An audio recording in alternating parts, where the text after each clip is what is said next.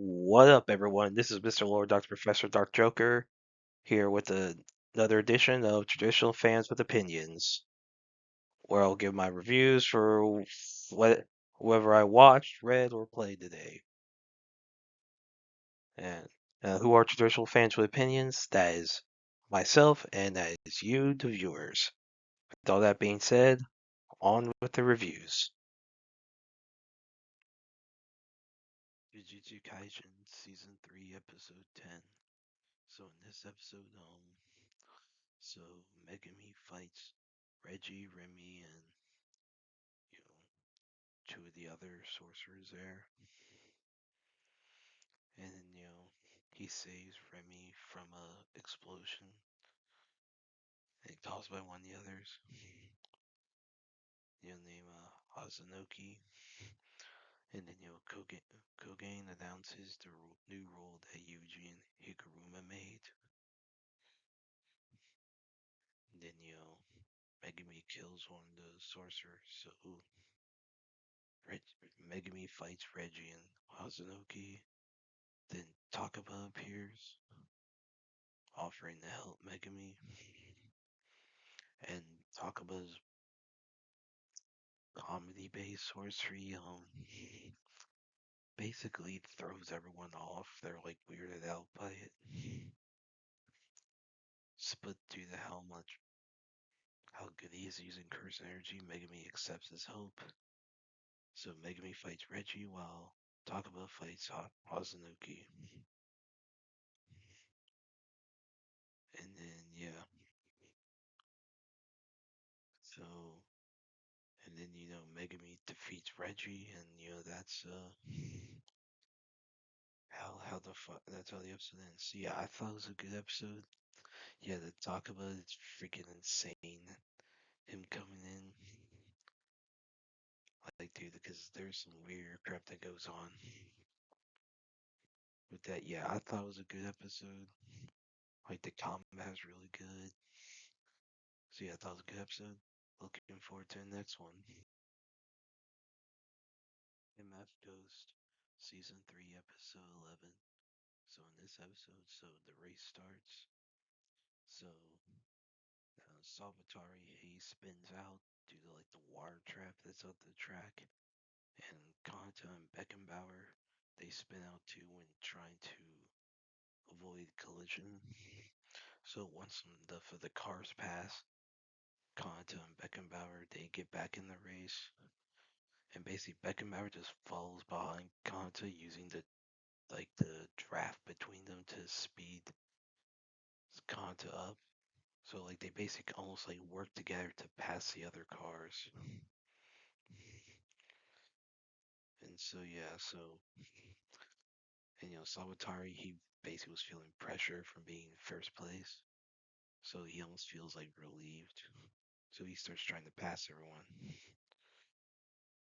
And so you have, Pseudo like giving his commentary. And with Pseudo being one of the racers from Initial D. So you see all the racing going on. It's actually pretty interesting how they deal with it.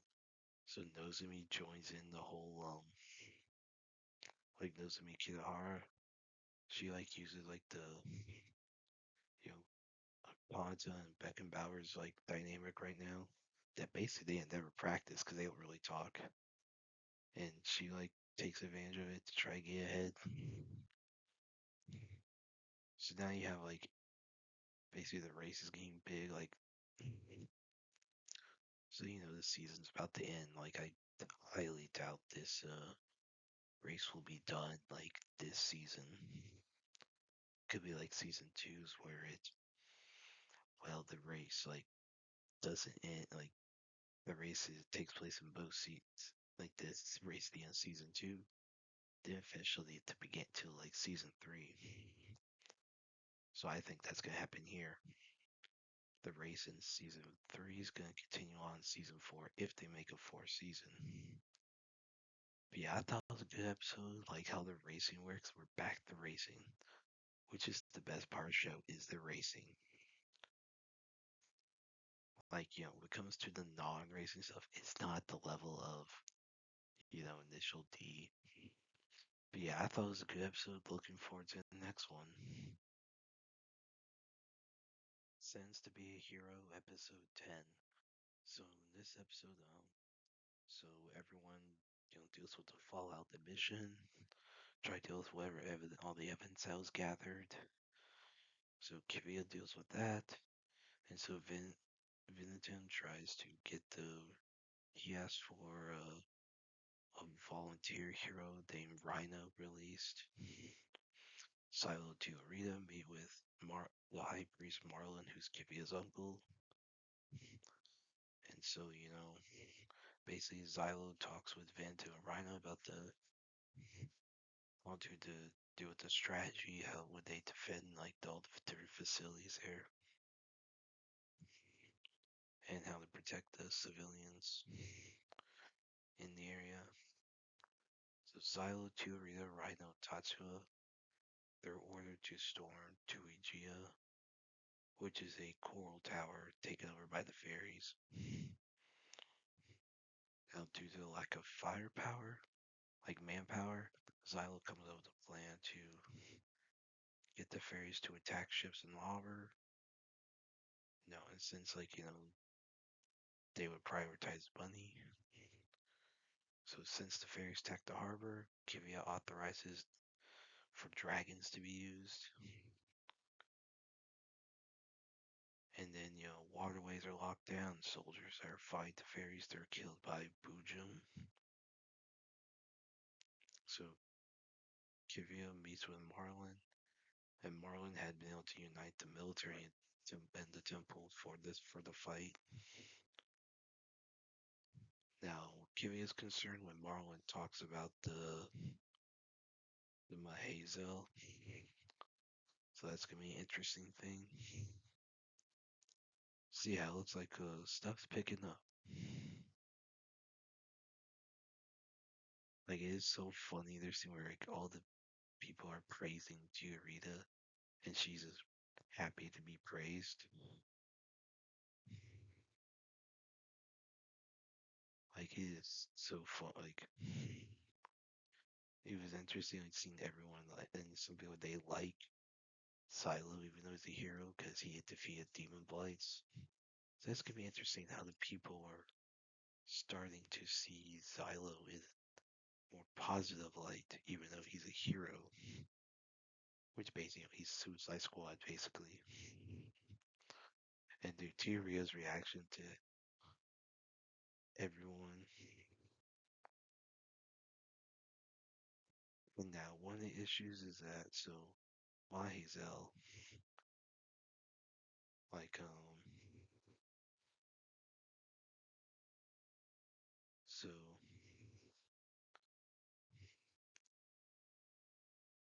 yeah, so my obviously Kiwi is concerned about Mahazel. That's gonna be a thing that's gonna come up soon. It looks like. I'm interested in seeing like how this goes.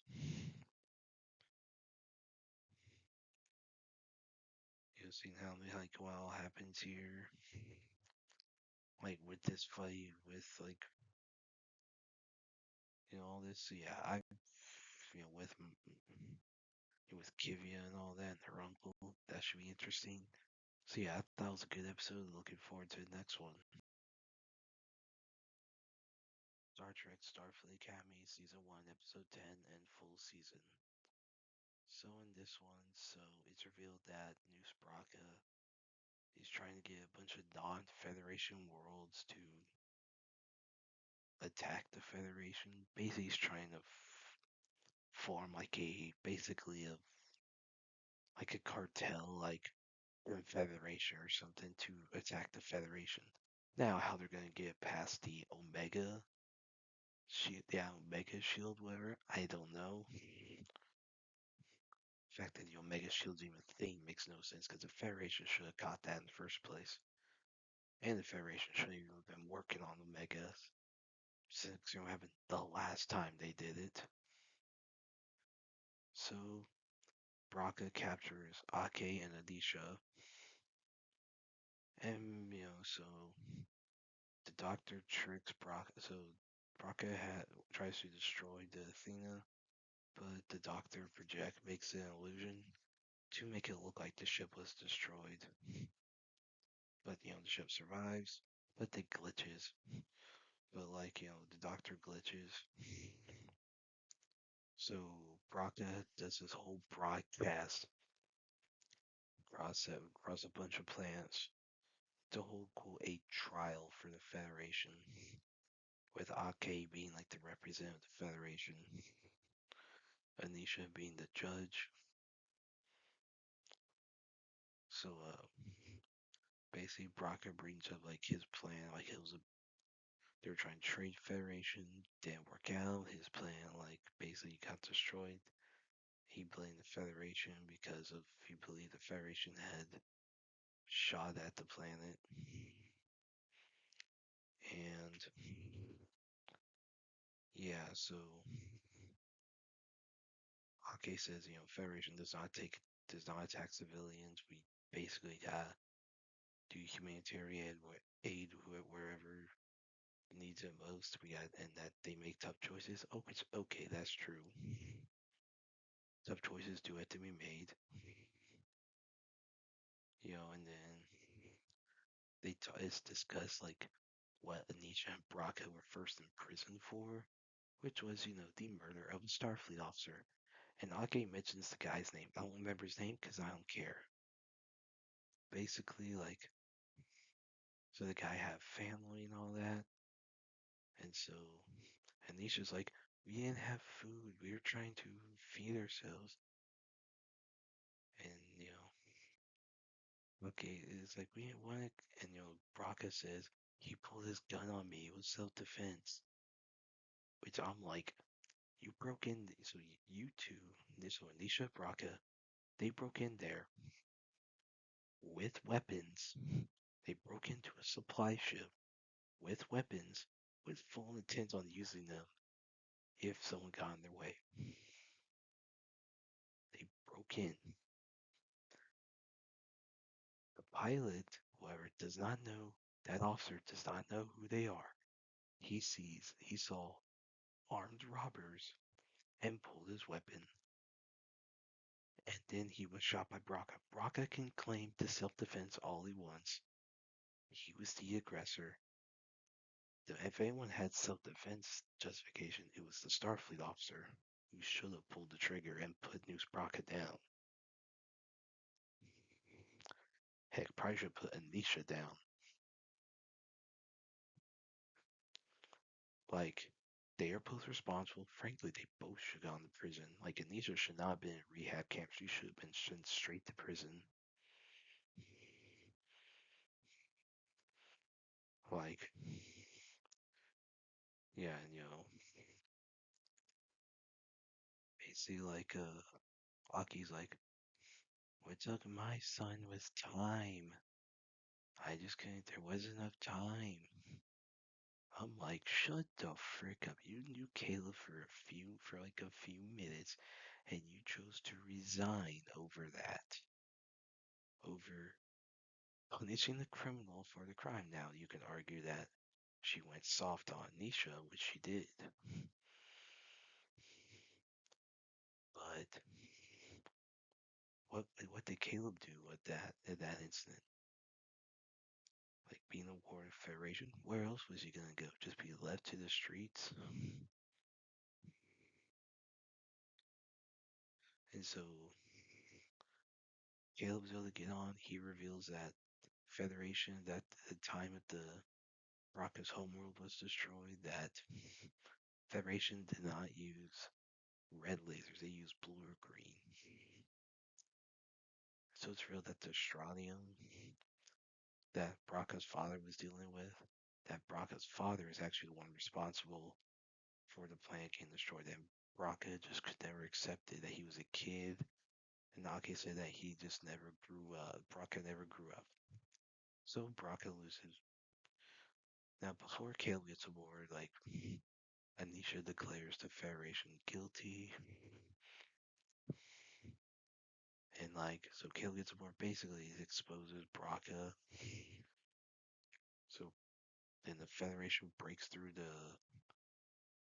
like the Omega wall, whatever, and somehow, for plot convenience, the Federation fleet breaks through the wall and captures Uzbraka. The Venari Raw surrender,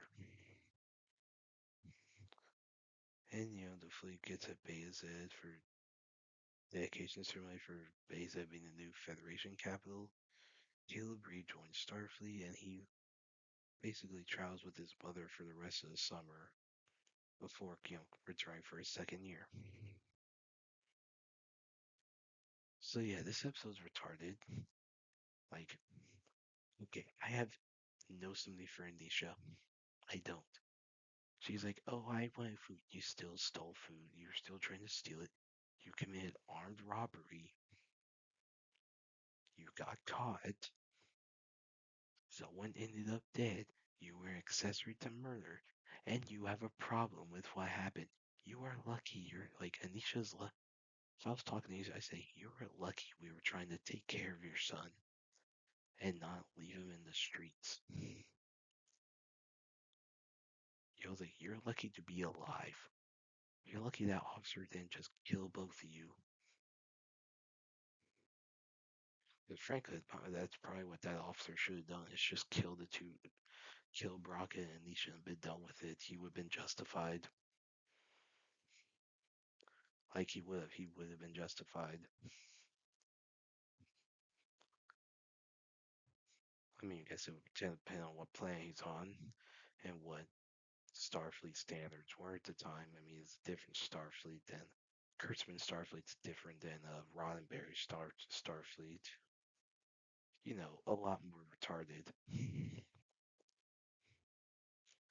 But no. So, as far as this is definitely Paul Giamatti's worst acting job this season. Because he's like been the only actor who seemed to have tried this season. Definitely his worst acting job. Like I freaking hated this episode. Like I've noticed something like the whole glitchy thing was worthless. Made no sense. And how the Omega Particles is Aki was like, yeah, we were trying to make a new power source. Because one particle could power a planet for 1,000,000 years, whatever. I'm like, you do realize what happened the last time Omega particles were researched? And the reason the Omega Directive existed? And supersedes the Prime Directive? Like like, which I'm pretty sure Omega particles are why Section 31 exists? Or at least a bit heavy. Well, I mean, Section 31's been around for a while. But, I mean, Section 31 was around for a long time. I think before megaparticles were a thing. But they're probably one of the reasons their Section 31's relevant is to probably deal with omega particles. That is, well, I imagine that is probably what Section 31's used for. Now, Section 31, to my knowledge, has not been brought up in this season. I haven't noticed it. Also, I'm kind of surprised that there's not like a spy school. Like, unless that's what the War College helps with. But yeah, I thought this was dumb. This was a terrible episode. As far as this season, okay, you call it Starfleet Academy. There's barely any school. It's just a bunch of retards being depressed or trying to suck each other off or something. Like, no. You you set this in the school. We want actual school stuff. Like to at least be relevant. I mean, like My Hero Academia, um, Harry Potter, Reign of the Seven Spellblades, Muscle Magic and Muscles. What do all those have in common? The schools are relevant. You know, Marshall King, like the school part has been relevant. I mean, Marshall King's on hiatus, unfortunately, and right now it's focused on you know, Jimmu being a marshal, like bounty hunter or whatever, but that's a whole other thing. But you have a school. The school stuff is relevant. Like especially like My Hero Academia and X-Men, like X-Men Evolution. Dude, that did so like in the show X-Men Evolution, so much emphasis was put on the school part of it, and it was great. Like you could have actually had a Starfleet Academy show or movie. Honestly, I think it'd be better fit for a movie. Not a show. Or if you're gonna do a show, it would be a mini series, not a long form series. So like, okay, have actual school stuff. But you could put in world building. That's how Harry Potter did a lot of world building, was through classes.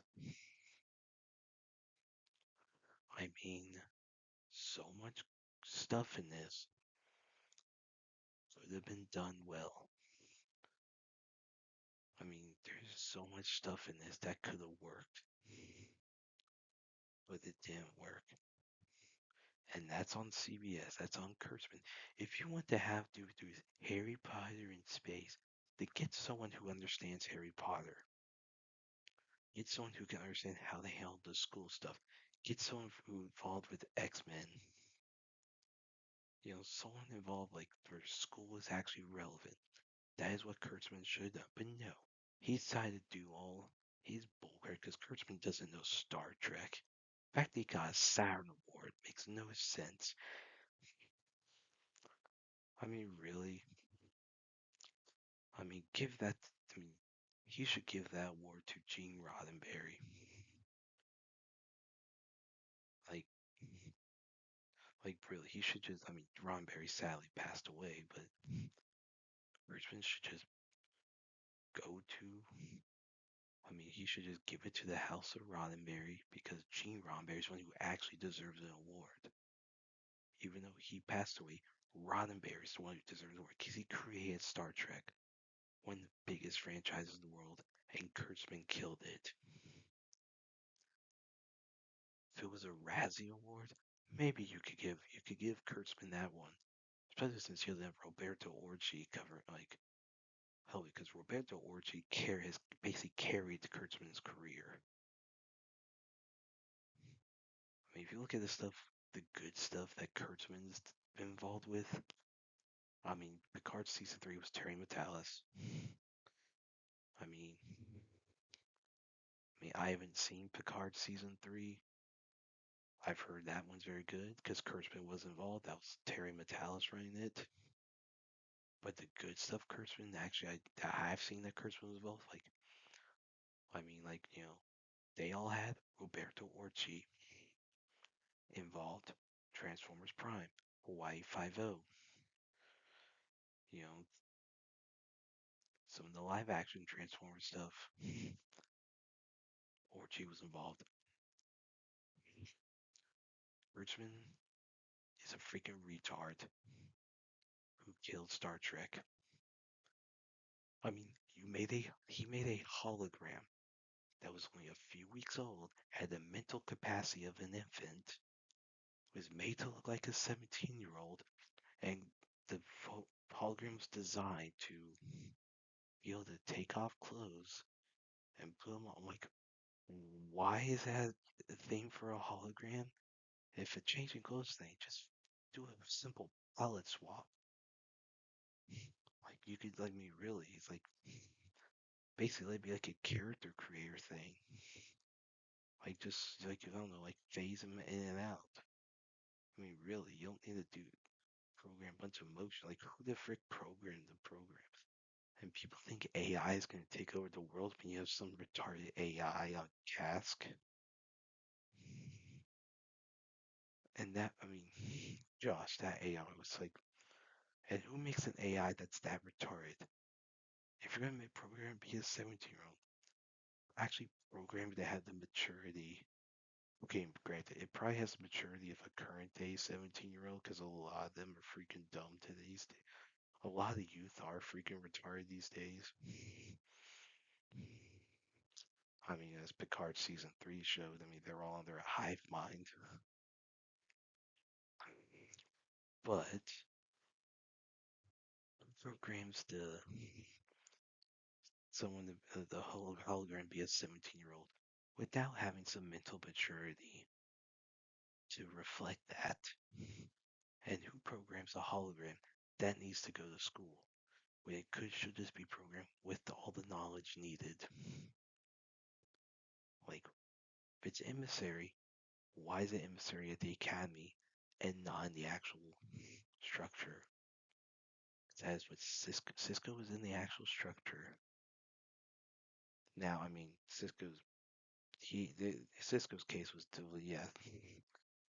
Yes, there was a lot of differences in Benjamin Sisko's case, who was a lot better emissary, and the Orville with Isaac. There have been like, and then you have Jaden, like the Klingon who doesn't want to be a warrior. I mean, there's ways to explore a Klingon that doesn't want to be a warrior. There are ways to do that. Kurtzman does not know how to do it. We have Genesis, who's so insecure she lied on her application to hide the fact of what she's afraid of. I'm sorry, what? And then she risked, and she had killed back into the servers so she could, delete the recommendation letters or whatever, so that she looks better for the pre-command track.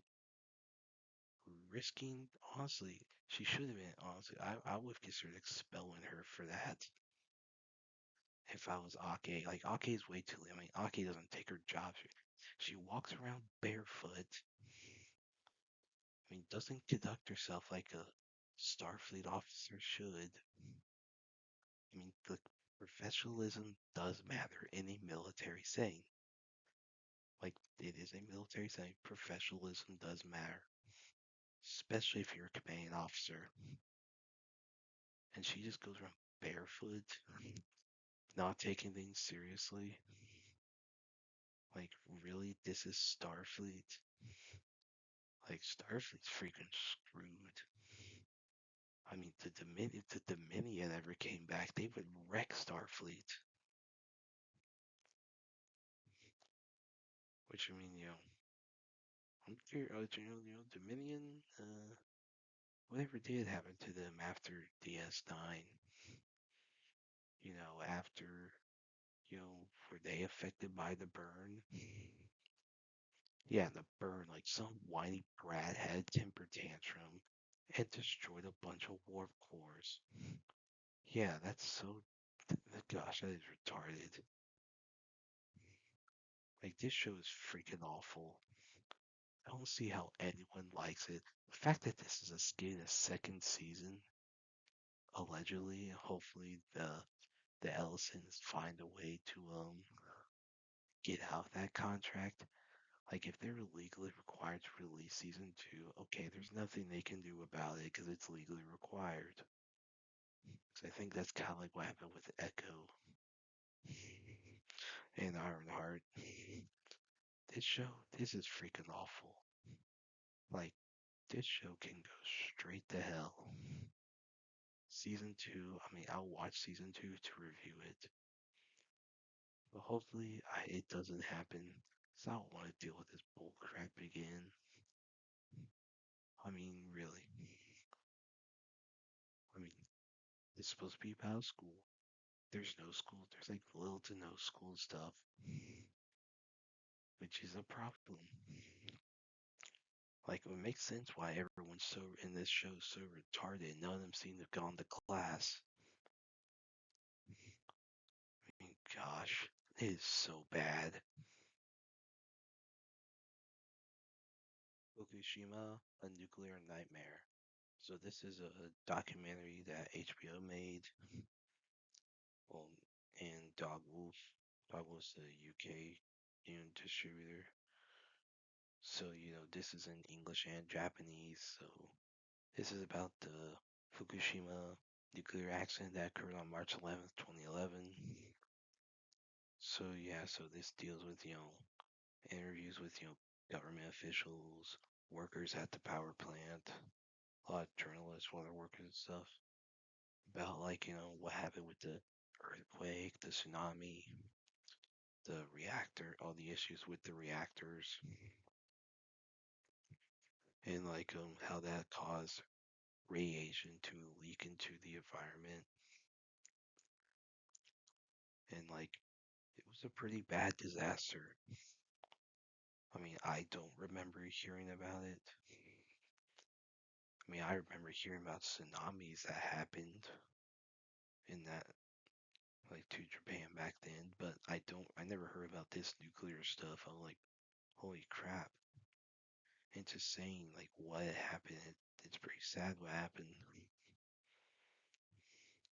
But yeah, I thought it was a good documentary, like actual eyewitness accounts.